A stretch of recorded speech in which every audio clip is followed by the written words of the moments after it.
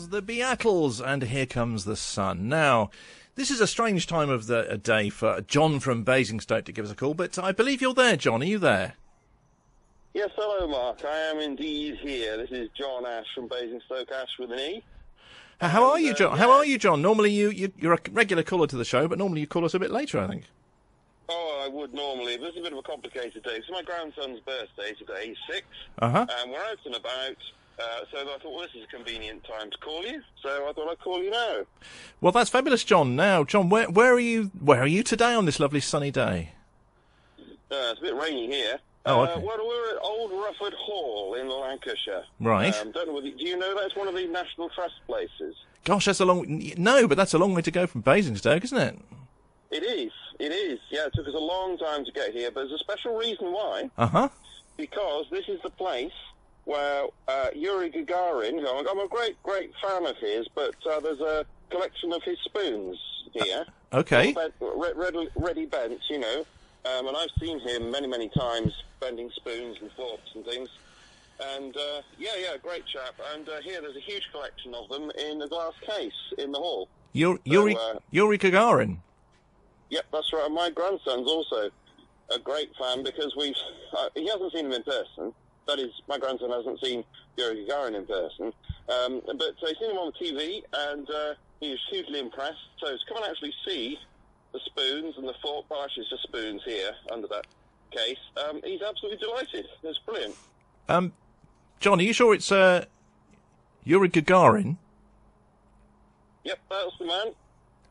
Yep, been a fan since probably about the 1970s, I think, when I first came across his fantastic act. I call it an act, but it was dead genuine. I know it's dead genuine because I've actually been, to some of the gigs and seen him do it and examined.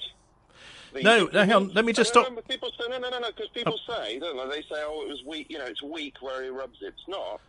It's just like a normal spoon. Well, no, I'm just looking at. We've got a. Sorry, no. Sorry to stop you, John. Regular caller, but we have a text here from Tracy from Edmonton who says, "Dear Mark, listening to John, always amusing, but I think he's talking about Uri Geller." Yeah, that's right, actually. I'm talking about Uri Geller, yes, that's right. Great fan. Been a fan from the 1970s. Yeah, fantastic. He did some work for the CIA. What, Uri? He did some drawings and things, Right. The telepathy. So, yeah, to test whether his skills were up to snuff. And they were. He did all these drawings, and it's been released under FOIA request. And, yeah, you can see how brilliant he is. Right. And, okay. Yeah, and the great thing is about Uri Geller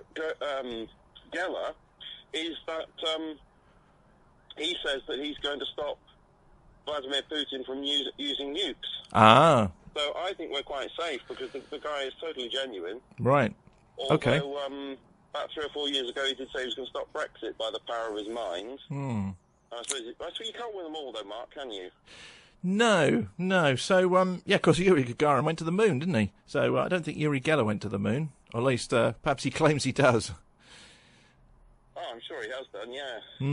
Yeah, you're right. That's the Russian guy who went into space, isn't it? Yeah, Uri. That's right. Yuri, sorry about that. Uri Geller. No, sorry.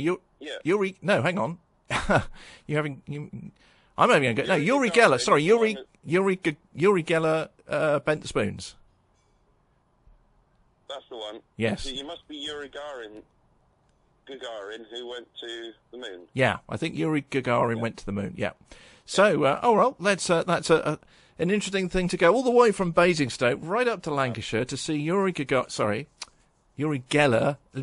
spoons. That's you must be quite a fan. No, recently, absolutely, since the 1970s. Right. And I recently found out about this, you see, and I thought, well, that would be fantastic for my grandson's sixth birthday. Yeah. I asked him, and he was, jumping incredibly high. He was jumping, saying, yes. Fantastic. Fantastic. Loads of energy, haven't they? Loads of energy. So I thought, well, it'd be worth it. How much was it? How much was it to go and see the? How much was it to go and see the spoons? How much? Yeah. Well, a member of the National Trust. Oh, okay. Free. Oh, fantastic.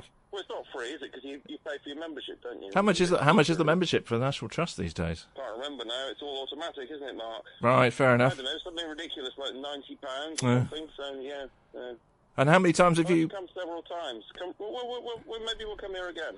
Okay. Inside the year. Okay. How many times have you sort of gone out to view historic houses with your National Trust pass then? In the last year? Yeah. About 2 times, I should think. Okay, so it's not economic or anything, but I like to support things. Okay, well, look, John, that's lovely to hear from you as ever. Out of interest, were the spoons? So the spoons you saw on display, they were all bent, presumably, and broken, I guess. No, they weren't. Well, no, yeah, some of them were, but they're all bent, but not all broken. Have you ever tried bending spoons yourself? Because I know as a I know as a kid I tried it. Didn't work. Yeah, can't really do it. You have to really push hard. Yeah. It's obvious that you're faking it, and you don't get anywhere, do you? I mean, I tried using. It's amazing. He just sort of gently rubs it. Gently rubs it, shows it to you, and the thing bends. Yeah. And then when you actually touch it yourself, it's just like a normal spoon. Amazing. It's incredible. I did try using a pair of pliers. Have you tried using pliers? Because pliers works.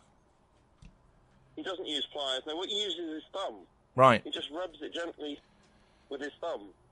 Great. And it's amazing. It bends right in front of your eyes. It is amazing. It's not a trick, is it? I mean, because some people, of course, say it's a sort of quite a clever sort of sleight of hand magic trick. You would say no to that. I would say no, and they also say that what he does is he uses metal fatigue. He fatigues them all first. But you see, if that was the case, then when he hands the spoon to his audience and you sort of fiddle around with it, you'd feel it yourself, wouldn't you? But no, it's just... I don't know.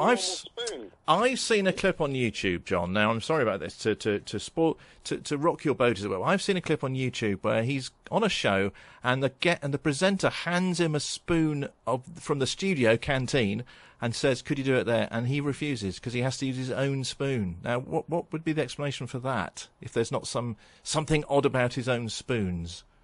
Because they're trying to discredit him. What they're doing is they're using a super strong spoon and then claiming, you see, he can't do it. Okay. But he never claims to do super strong spoons, does he? He claims to do just normal cutlery that you'd find in your kitchen. Right, so it's a super... So who knows, if it's something super strong, steel or something, it might not be so effective. So he thinks, well, I'm not falling for that one. Right. So the CIA. He did some work for the CIA, so they wouldn't mess around with him if he wasn't genuine, would they? That's true, John. That's true. Look, okay, let me leave you to your spoons and ask you, as usual. Well, I was going to say at this time of day, but normally it's a bit later, isn't it? Let me ask you: do you have something for us to spin on the turntable for you? Oh yes. Yes, I'd like to have something by Queen, please. I think I've chosen something by Queen before, but I'd like to have something else by Queen, something that I used to dance to as a young man. Okay. What would you like? Bo Rap. Sorry? I don't know. Do you know Bo Rap? Bo Rap?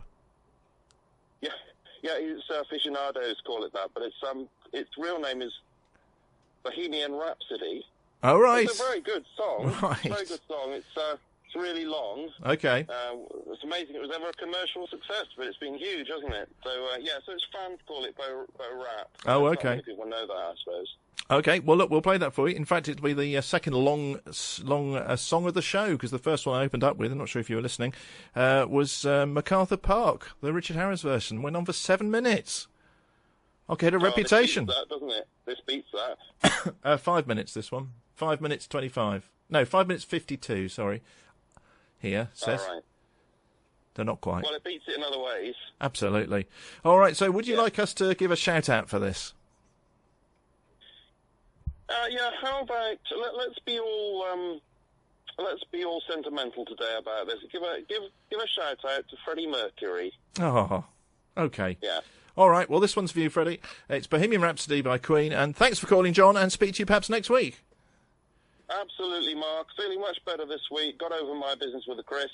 Brilliant. Everything's fine today. Great show. Good to speak to you. Thanks a lot, John. Speak to you later. Bye-bye. Bye. Darren's Valley's radio station.